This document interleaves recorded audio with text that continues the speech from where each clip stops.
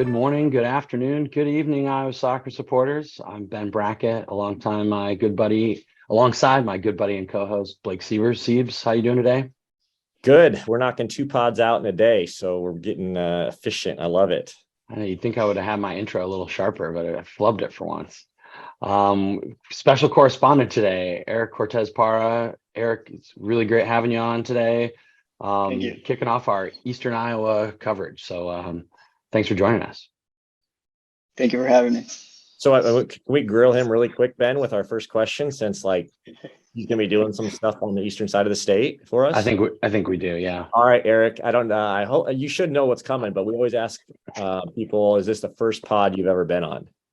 So technically, yes. I remember a couple of years ago, I did one episode of a podcast I was thinking of making with my parents, so we could kind of have like this long conversation. Um, I didn't have a structure. I wasn't clear what theme I had, but really it was just me trying it out and testing it out. But on an actual podcast as this one, yep, first time. What are the nerves like? Uh, at the beginning, especially yesterday, I was kind of wondering what it would be like. I was getting prepared. I took my notes. I even researched Coach Styles before interviewing or talking to him. So it was good to be prepared and kind of have something to do to help with the nerves. And I feel ready. Awesome. When we spoke before, you mentioned I think you said you were born in Brazil, but then lived in Colombia. Tell us just a little bit about your journey and your soccer journey that's gotten you to present day. So yeah, you got it on the spot. I was born in Brazil. My family had moved there for work, so I was born there. I lived there for maybe like 2 months. Then I moved to Colombia, where my whole family used to live, and where most of my family is right now as well.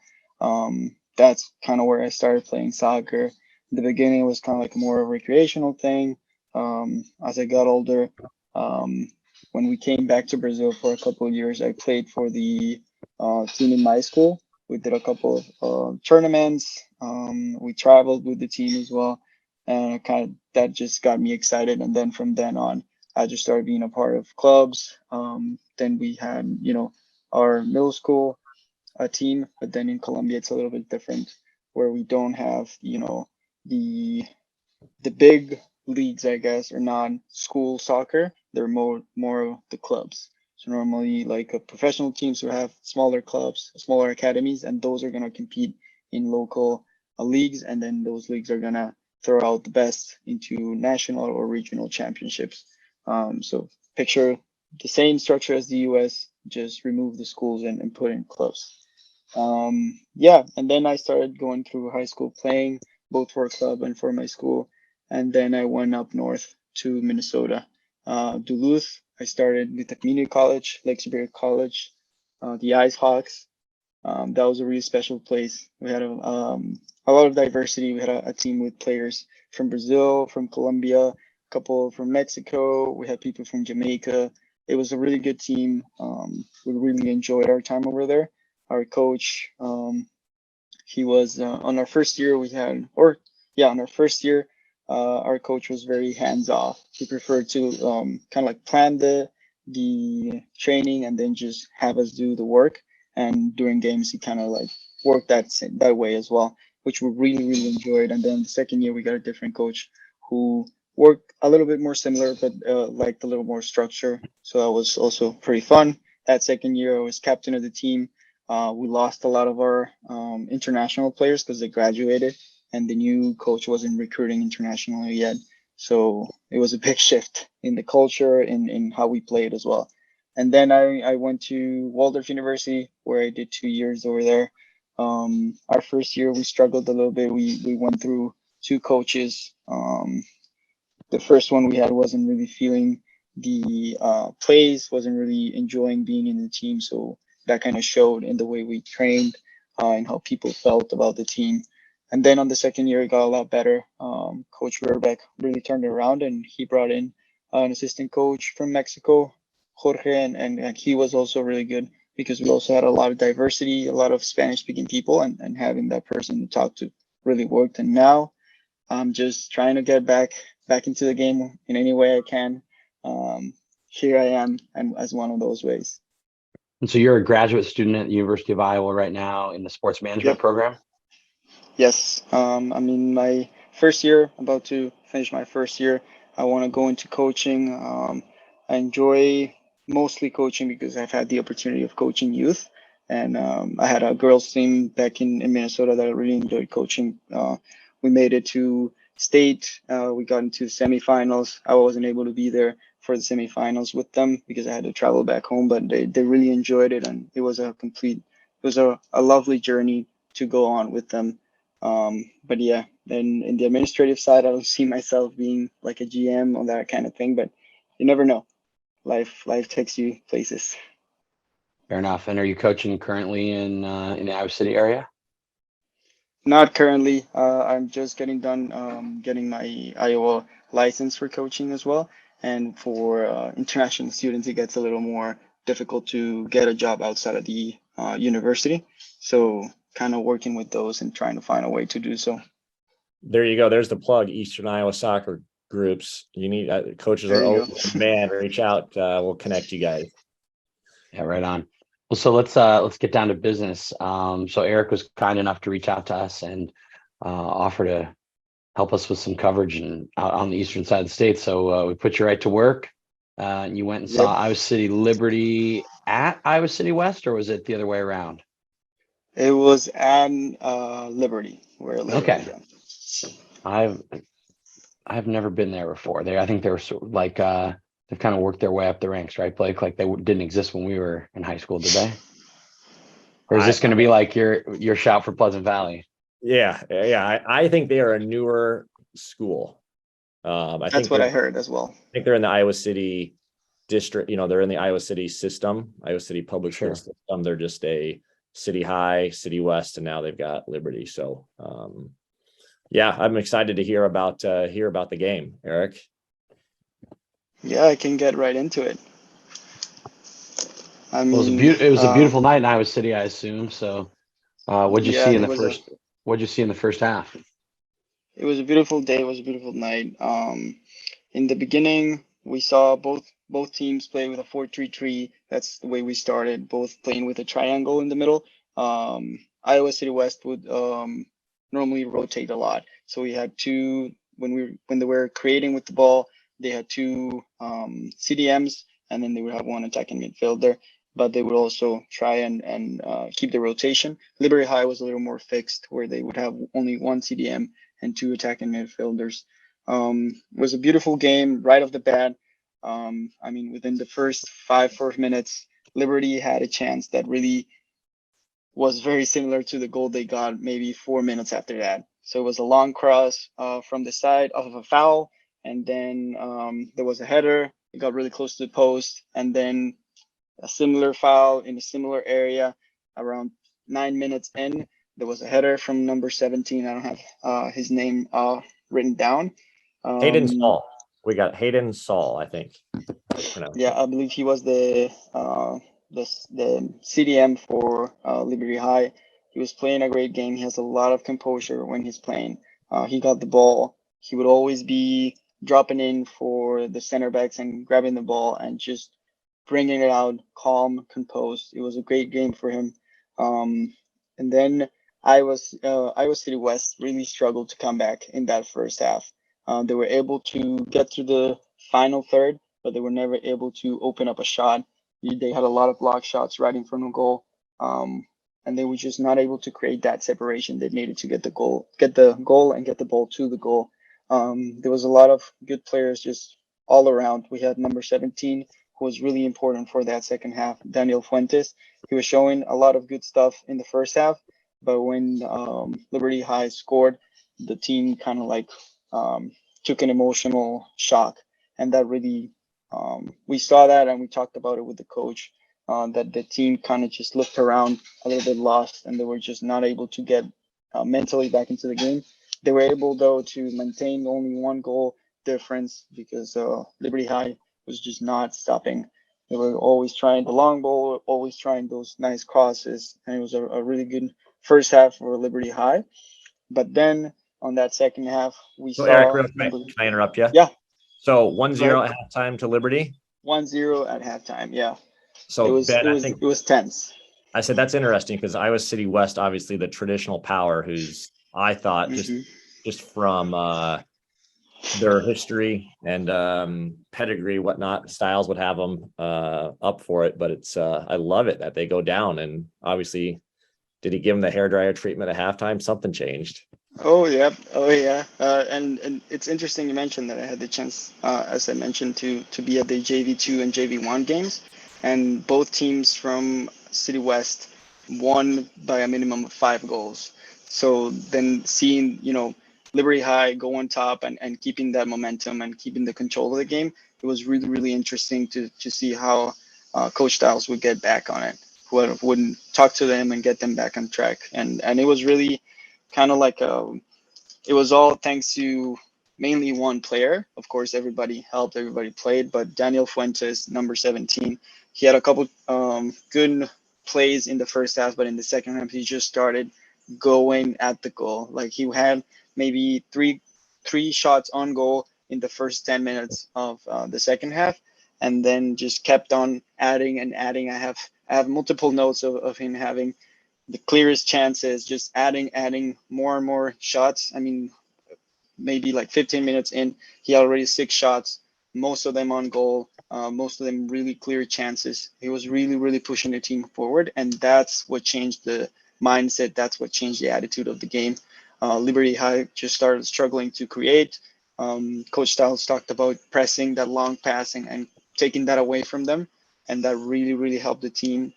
Daniel Fuentes just kept trying, and then I have number 12. I don't have his name. Do you have it? Caleb Number Wendy. 12. Yeah, that's him. He just had an incredible play. He started dribbling past the whole defense, and when he was inside of the area, he was trying to get a shot off, got a lucky bounce off of one of the defenders, and then was just left right open with the goalkeeper and just scored. It was an amazing play. And then just that changed the whole attitude of the game. It felt like it opened up completely. It became a game where Iowa City West was really trying to push for that win, and Liberty was just trying to hold on to their life, I guess. Sorry, I just got a cat over here. That'll happen. But yeah, and then it was just they were just kept creating so many chances. Number 12 was just one of their wingers, and he was just going from outside, driving in. Iowa City West loves going inside, loves going in the middle and getting that shot off. And then around when we have maybe 4 minutes left, number 17 again, Daniel Fuentes got his goal. He deserved it. He had been playing amazing. We also had number 6, I believe his name was Liam. Yeah, Liam was. I'm not going to try Yep. and pronounce his last name. It's like I'm not gonna try either. Yep. Yeah, Sorry, Liam Liam. was another. Yeah, sorry about that. He was also essential for the team. He was really the main one that was kind of making something happen in the first half, getting those through balls, trying to get the chances. The team just couldn't convert. But then in the second half, again, he was just the person that had the best vision of the field. And it was kind of like that balance in between Liam and Daniel Fuentes. One giving and creating the game, creating plays, who was Liam, and then Daniel Fuentes just creating those chances, getting in and getting the shot. So it was a special game for both of them. And then again, number 12, he was just wreaking havoc for the defense. He was always cutting in, getting the ball, crossing it. So it was an amazing game for Iowa City West to come back from that. Liberty High fought really hard in that second half. The CDM and the center backs were just going at it. They were really, really, really, really trying to keep that game. And then when we had maybe 8 minutes left, it became anybody's game.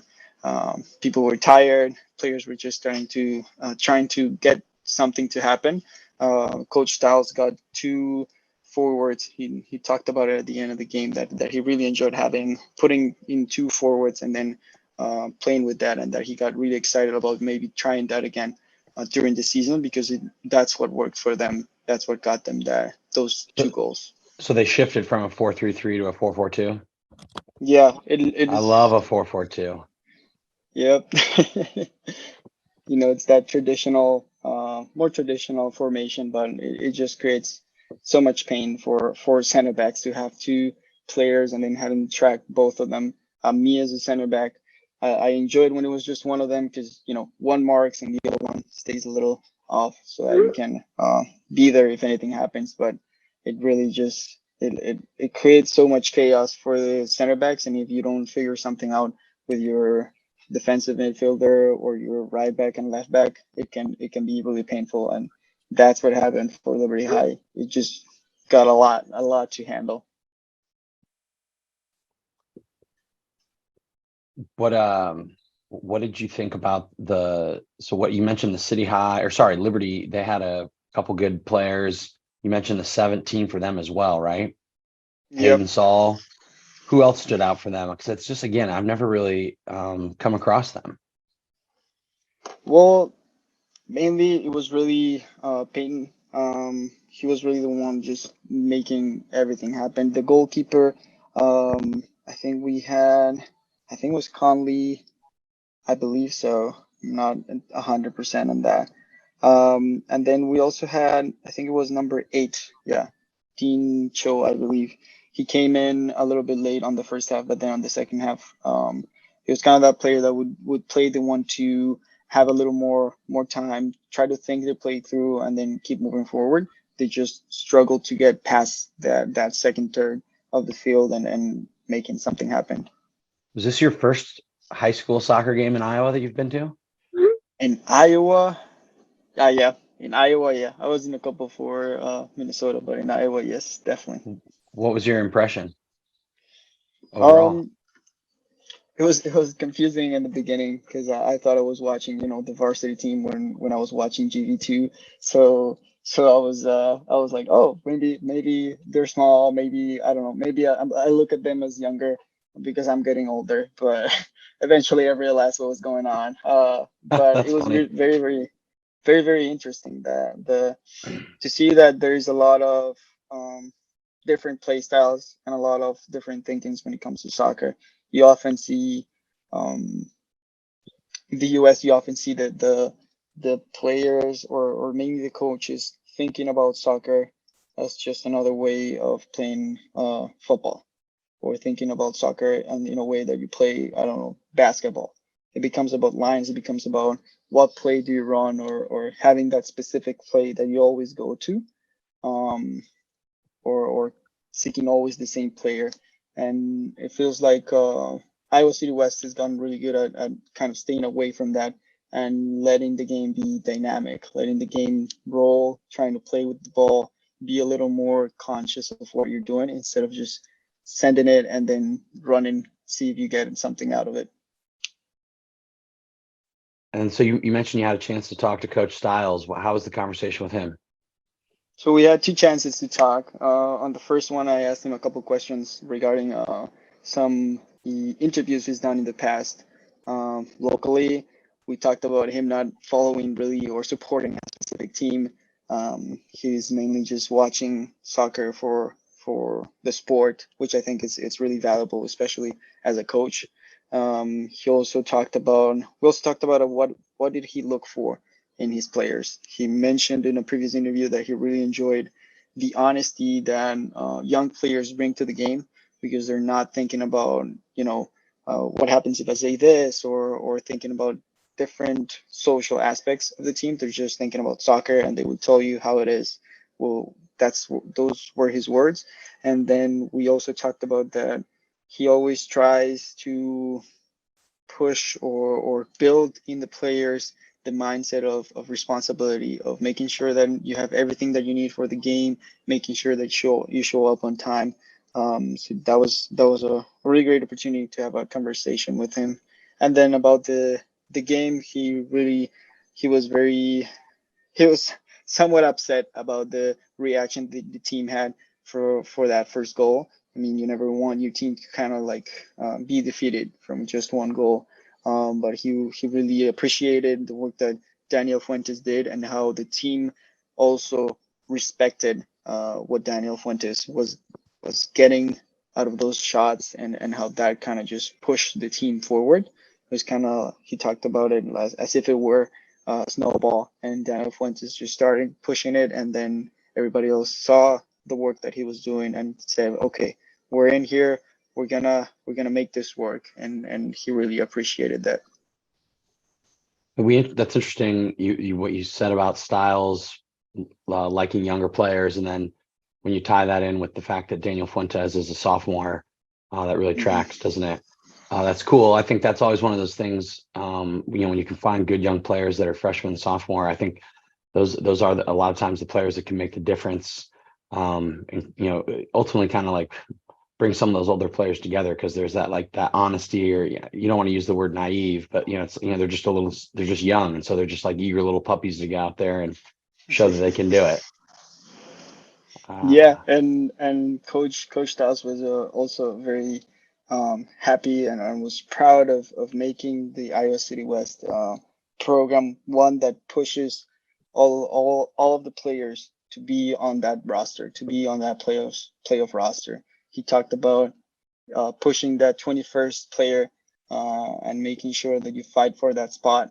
But then he also mentioned that he doesn't carry just the 21. He almost always carries more on that roster, so that he can have that fight, have that competitiveness that pushes both the best players in the team and those that are a little behind to improve, to make everything better, so that people like Daniel Fuentes, players like Daniel Fuentes can show up even if they're just a sophomore. Well, it's funny that you kind of talk about how Styles is like building that tradition, and he's been there a long time. He's really won a lot over the years. And it's funny, we were texting with him a little bit on the side, and said that the boys last night, they earned their black uniforms, which I was sort of like, what does that mean? And so apparently they have to, like, he set some goals within the team, and if they hit their goals, they get to wear their special third kits, which apparently are the black kits. And a black kit can be pretty sick, look pretty good. So I'm sure the boys are fired up about that. But I think that says something too, like that, Styles probably has a team that's come together, and that he's pretty excited about this year if he's willing to get the third kit out. And it sounds like maybe the boys are on the right track, right, Blake? Yeah, I mean, like you said, and they always have big expectations every year, right? And Styles, coming from Valley, has all that history and tradition. Now he's obviously replicated it at West, so perennial state contender. It'll be interesting where they go from here. Sure will. Because they lost. I don't know if they lost to Valley. I don't know if you knew that. Doesn't surprise me. Which I'm sure I'm sure the I'm going to look real quick where they played at. They played at Iowa City West. So probably one of the tournaments, though, wasn't it? Yeah, I would assume so. I mean, it was 3-1. Iowa City West won, or sorry, Valley won. But I could imagine Styles. I mean, he have that one on his calendar, and I bet lose to old disease. I'm sure the boys were had heard about it, I suppose, is a nice way to say it. Yeah, I gotta think so. Well, that's pretty exciting kind of game you got to go see. At least you didn't go see a 10-0 thrashing or something like that. So we're glad you enjoyed it, Eric. We'll look forward to connecting with you again after the next game you go to. It sounds like we might be talking to you soon, but we don't want to tell anybody what's coming. We like to surprise the guests these days. So what do you got, Blake? Iowa too. Yeah, I say the only thing, Eastern Iowa folks, now we've got Eric. So if you want him to come check out a game, slide into the DMs. Instagram and Facebook are at KIF Soccer. Twitter is at KIF_soccer. Plays of the week is going crazy. We had a save this week, which I just saw just before this. Is like, what a save. And actually one great piece of skill by Southeast Polk female. So can't tease them all, but jump in there, submit those plays, tackles, passes, whatever else you guys can think of. Yeah, right on. Thanks a lot, Eric, for your time. We'll get your special correspondence again soon. Thank you for having me. See you soon. Thanks, Eric.